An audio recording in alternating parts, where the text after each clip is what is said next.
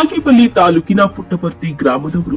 ಬಾಗೇಪಲ್ಲಿ ಶಾಸಕ ಸುಬ್ಬಾರೆಡ್ಡಿ ಆಪ್ತ ವಲಯದಲ್ಲಿ ಗುರುತಿಸಿಕೊಂಡು ಬಂದಿರುವ ಮಂಜುನಾಥ್ ರೆಡ್ಡಿ ಅವರು ಅವರ ಪ್ರಾಮಾಣಿಕ ಜನಪರ ಸೇವೆಯನ್ನ ನಂಬಿ ಶಾಸಕ ಸುಬ್ಬಾರೆಡ್ಡಿ ಅವರು ಕೋಚಿಮಲ್ ನಿರ್ದೇಶಕರ ಸ್ಥಾನಕ್ಕೆ ನೆಲೆಸಿ ಸತತ 3 ಬಾರಿ ನಿರ್ದೇಶಕರ ಚುನಾವಣೆಯಲ್ಲಿ ಅತ್ಯಧಿಕ ಮತಗಳ ಅಂತರದಿಂದ ಗೆದ್ದು ಬೀಗಿದ್ರು. ಅಂದಿನಿಂದ ಹಾಲು ಉತ್ಪಾದಕರ ಪರ ನಿಂತು ರೈತರಿಗೆ ಬೇಕಾದ ಸೌಲಭ್ಯಗಳನ್ನು ಕಲ್ಪಿಸಿಕೊಡುವಲ್ಲಿ ಯಶಸ್ವಿಯಾಗಿ ಜನಮನ್ನಣೆ ಪಡೆದಿದ್ದಾರೆ. ಅದರಲ್ಲೂ ಕೋಲಾರ, ಚಿಕ್ಕಬಳ್ಳಾಪುರ ಹಾಲು ಉತ್ಪಾದಕರ ಸಂಘ ಬೇರ್ಪಟ್ಟು ಚಿಕ್ಕಬಳ್ಳಾಪುರ ಜಿಲ್ಲಾ ಸಹಕಾರ ಹಾಲು ಉತ್ಪಾದಕರ ಸಂಘಗಳ ಒಕ್ಕೂಟ ಪ್ರತ್ಯೇಕ ಆದ್ಮೇಲೆ ಮೊದಲ ಬಾರಿಗೆ ಚೀಮಲ್ ಆಡಳಿತ ಮಂಡಳಿ ನಿರ್ದೇಶಕರ ಚುನಾವಣೆ ನಡೆದಿತ್ತು.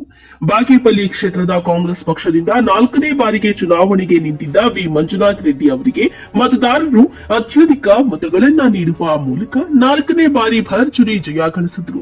ಜಿಲ್ಲೆಯಲ್ಲಿ ಕಾಂಗ್ರೆಸ್ ಪಕ್ಷಕ್ಕೆ ಬಹುಮತ ಸಿಕ್ಕಿ ಈ ಬಾರಿ ಕೋಚಿಮಲ್ ಬೇರ್ಪಟ್ಟು ಚೀಮಲ್ ಆದ್ಮೇಲೆ ಯಾರು ಮೊದಲ ಅಧ್ಯಕ್ಷರಾಗ್ತಾರೆ ಅಂತ ಭಾರಿ ಕುತೂಹಲ ಮೂಡಿಸಿತ್ತು.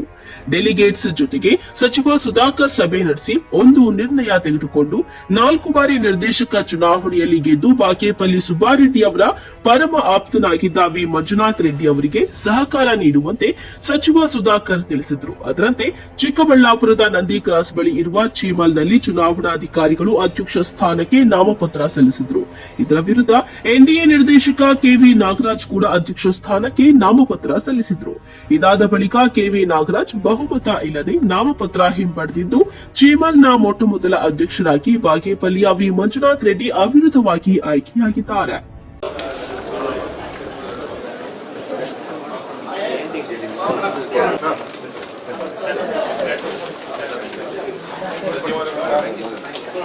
ಥ್ಯಾಂಕ್ ಯು ಸರ್, ತಮ್ಮ ಸಹಕಾರ ಕೊಟ್ಟಿದ್ದಕ್ಕೆ.